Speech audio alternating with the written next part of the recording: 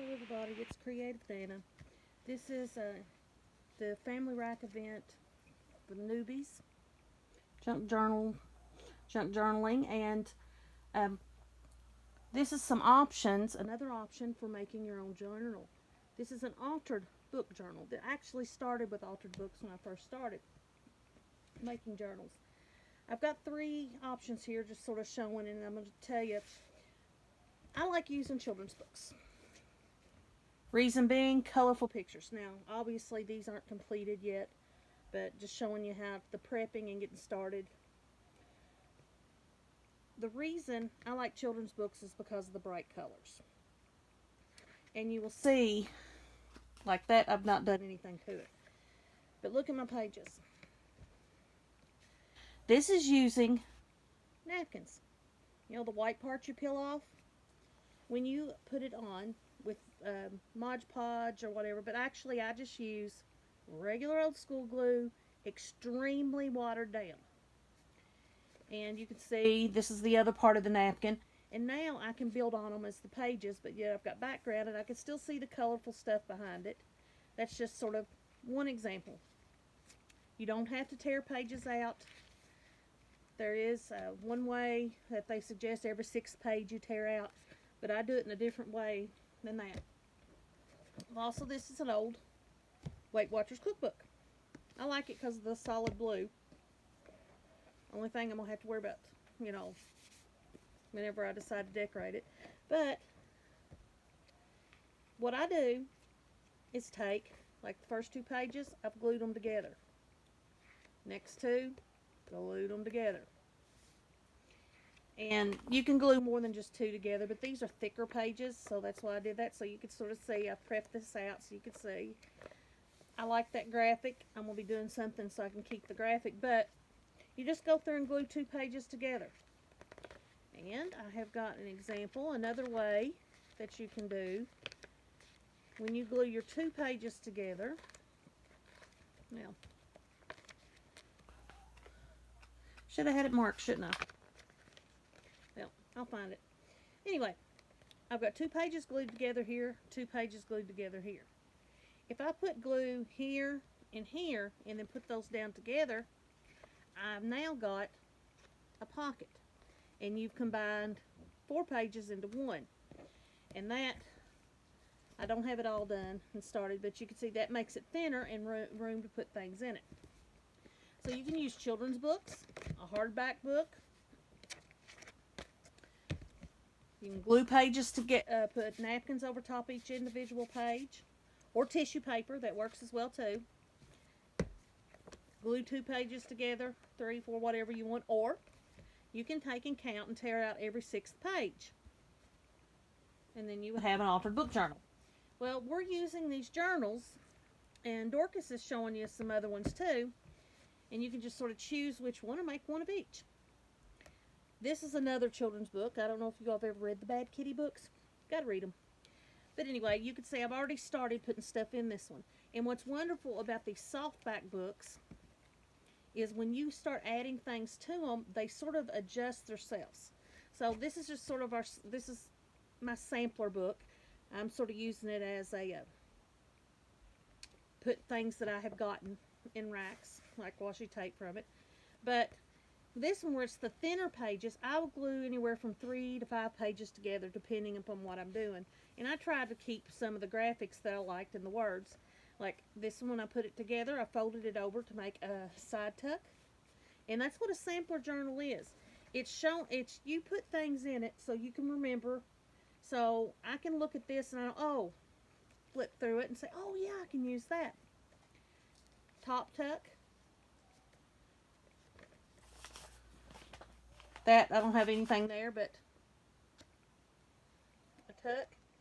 This, I've got a pocket here and a pocket here. So when I glued them together, remember in Twinsies? This is a flip up, flip down journaling page that I've got in. So I can remember to put those in there.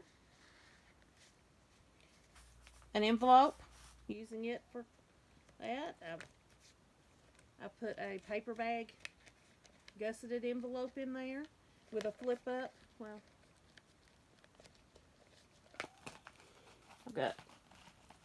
forgot my altered paper clip idea. That'd be a pocket, you know, and I've got that as an idea. And that's what a sample journal is putting in things that you've done. A fabric flip. These are the letters. I'm using this sort of as my correspondence. You've heard Melody talk about her correspondence journals. The stuff that I've gotten in racks and swaps.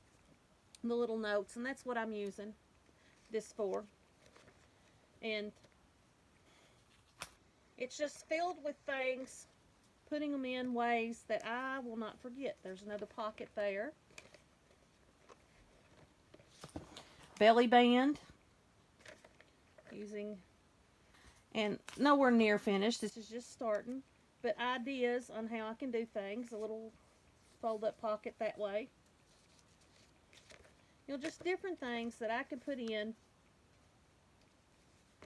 that I won't forget. Belly band that way. Another altered paper clip.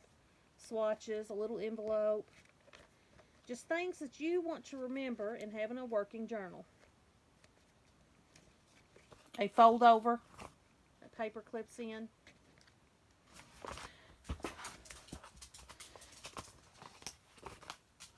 So, those are options for altered book journals. And again, I will show you.